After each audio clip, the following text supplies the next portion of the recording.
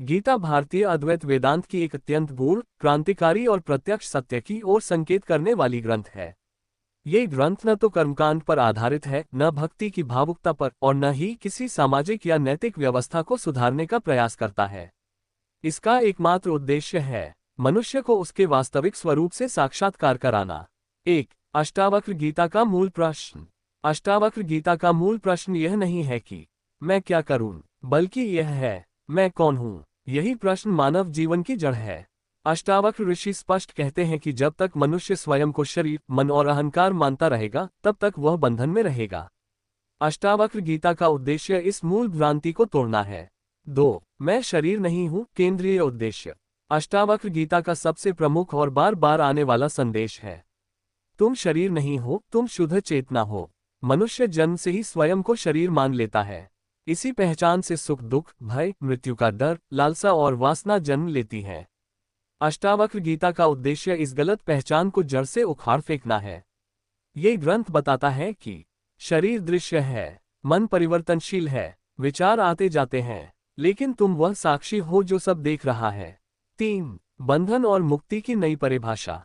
अष्टावक्र गीता में बंधन और मुक्ति को किसी स्थान, अवस्था या साधना से नहीं जोड़ा गया है। ये कहती है बंधन अज्ञान है, मुक्ति ज्ञान है। बंधन का अर्थ पाप नहीं है और मुक्ति का अर्थ पुण्य नहीं है। बंधन का अर्थ है अपने स्वरूप को भूल जाना और मुक्ति का अर्थ है स्वयं को जान लेना। इस ग्रंथ का उद्देश्य ये समझाना है कि मुक्ति कोई प्राप्त करने की वस्तु नहीं है, वह तो पहले से ही तुम्हारा स्वभाव है। 4 साधना, योग और प्रयास का निषेध। अष्टावक्र गीता अद्वैत ग्रंथों में सबसे अधिक साहसी है। ये सीधे सीधे कहती है कि तपस्या भी अहंकार को मजबूत कर सकती है, साधना भी करने वाले को जन्म देती है, योग भी लक्ष्य की लालसा पैदा करता है। इसका उद्देश्य ये दिखाना है कि प्रयास ही बंधन है, क्योंकि प्रयास करने वाला अहंकार होता है। अष्टावक्र कहते हैं तुम्हें कुछ बनना नहीं है, तुम्हें केवल देखना है कि तुम पहले से क्या हो। 5 साक्षी भाव की स्थापना। अष्टावक्र गीता का एक प्रमुख उद्देश्य है साक्षी भाव की जागृति।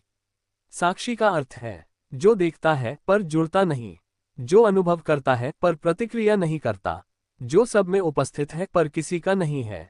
जब व्यक्ति साक्षी बन जाता है तब सुख आता है, जाता है, दुख आता है, जाता है, विचार आते हैं, जाते हैं, लेकिन स्वयं अडिग रहता है। यही स्थिरता आत्मज्ञान की पहचान है। 6 राजा जनक का उदाहरण। अष्टावक्र गीता केवल दर्शन नहीं बल्कि जीवंत अनुभव का ग्रंथ है। राजा जनक इसका सजीव प्रमाण है।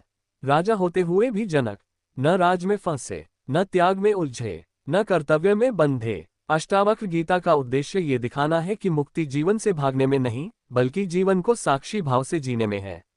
7 भय और मृत्यु से मुक्ति। मनुष्य का सबसे गहरा भय है मृत्यु का भय। अष्टावक्र गीता का उद्देश्य इस भय को समाप्त करना है। ये कहती है जो जन्मा है वही मरेगा, तुम कभी जन्मे ही नहीं। जब व्यक्ति जान लेता है कि वह शरीर नहीं है, तब मृत्यु केवल शरीर की घटना बन जाती है, स्वयं की नहीं। 8 इच्छाओं और वासनाओं का अंत। अष्टावक्र गीता इच्छाओं को दबाने की शिक्षा नहीं देती, यह इच्छाओं की जड़ को काटती है। इच्छाएं इसलिए उठती हैं क्योंकि व्यक्ति स्वयं को अधूरा मानता है। जब व्यक्ति जान लेता है कि वह पूर्ण है, तब इच्छाएं स्वतः शांत हो जाती हैं। इस ग्रंथ का उद्देश्य है पूर्णता का बोध कराना, त्याग सिखाना नहीं। 9 मौन का महत्व। अष्टावक्र गीता का अंतिम संकेत मौन की ओर है। यह मौन शब्दों का अभाव नहीं, विचारों का अभाव नहीं, बल्कि अहंकार का अभाव है। जहां मैं नहीं रहता वहीं सत्य प्रकट होता है। 10 अष्टावक्र गीता का अंतिम उद्देश्य। अंततः अष्टावक्र गीता का उद्देश्य है तुम्हें धार्मिक बनाना नहीं, तुम्हें नैतिक बनाना नहीं, तुम्हें साधक बनाना नहीं, बल्कि तुम्हें तुम्हारा वास्तविक स्वरूप याद दिलाना। जब ये स्मरण हो जाता है तब जीवन सहज हो जाता है, कर्म स्वतः शुद्ध हो जाते हैं, दुख अपना अर्थ खो देता है और शांति बिना प्रयास के प्रकट हो जाती है।